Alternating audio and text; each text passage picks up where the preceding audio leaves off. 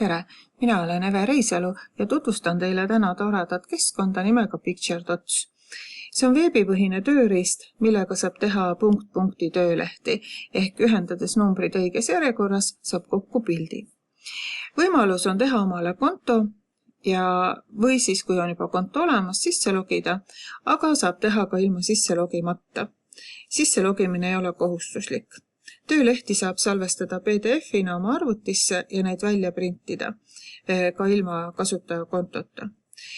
Sisse logimine on oluline siis, kui on soov juba tehtud pilte hiljem muuta, näiteks teha raskemaks punkte juurde lisades.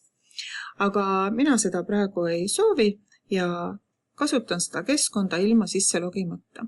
Valin Make Puzzles ja järgneval leheküljel uuesti Make Puzzle. Ja nüüd avanebki leht. Üleval on siis juhtpaneel ja vaatame üle need osad. Kõigepealt on võimalik siis laadida pilt, ehk siis on vaja pildi veebiaadressi, mille põhjal siis saaks hakata oma niinimetatud mõistatust tegema. Siis on võimalus, kas on pilti näha või mitte. Siis on backup on see, mis siis kustutab viimasena lisatud punkti. Clear on siis kustutab kogu pildi ja võimaldab alustada algusest. Siis on võimalik punktide lisamine või siis nende punktide liigutamine ja joonte joonistamine. Siis preview on eelvaade ja siin Make PDF saamegi siis omale teha sellest valminud tööst PDF-faili ja selle endale siis arvutisse laadida. Save ja share kehtib siis, kui olete sisse loginud. Nii, aga vaatame siis nüüd konkreetsemalt. See valge osa on siis tööala ja siia hakatakse siis pilti looma. Siin saab siis punkte lisada, punkte liigutada ja jooni joonistada. Nüüd, kui me ise ei taha siia pilti joonistada, võime internetist otsida. Näiteks tahaksime teha talve kohta lastele ühe mõistatuse ja kui me tahame sellist mustvalget pilti, millele ju punkte lisada, siis soovitan kirjutada juurde otsitavale sõnale, milleks ma panin praegu inglise keeles kinnas ja lisan siia siis coloring pages. Nii. Ja nüüd tulevadki siis pildid. Võtame siit näiteks selle pildi. Vaatame, et selle järgi võiks täiesti saada teha pilti. Paneme ja nüüd meil on vaja selle pildi aadressi. Ehk siis parema hiireklõpsuga võtame siit copy image address. Nii, läheme uuesti oma lehele ja nüüd load image on siin siis URL-i lisamise koht ja Ctrl-V või siis parema hiireklõpsuga kleebi paste ja vajuta nii get image ja tuligi meile see pilt. Siin ongi võimalik siis show image või hide image, et peida pilt, aga meie tahame praegu seda näha. Ja nüüd hakkamegi siia pildile siis lisama punkte. Hiirega klõpsates, siin on meil näha draw dots. Tuleks siis kindlasti peaks olema ees. Klõpsame. Peaks siin ees olema siis draw dots. Kui see draw dots ei tule, siis tuleks klõpsata siin peal ja proovida. Nii kaua, kui see number siia ilmub, kui ma klõpsan hiirega, siis ilmub siia need number. Ja nüüd ma panen siia siis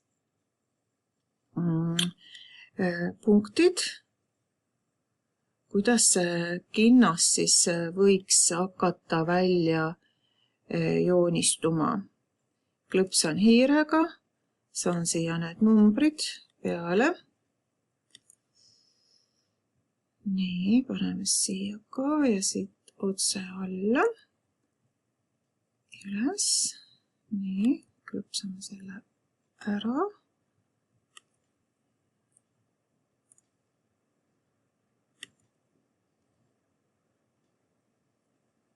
Nii, paneme siit otsa alla.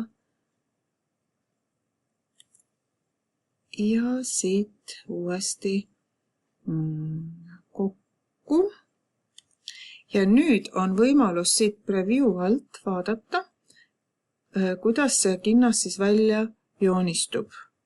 Ja ma võin preview pealt saan ära, kui ma vajutan uuesti siia eelvaatenupule ja show image, panen hide image.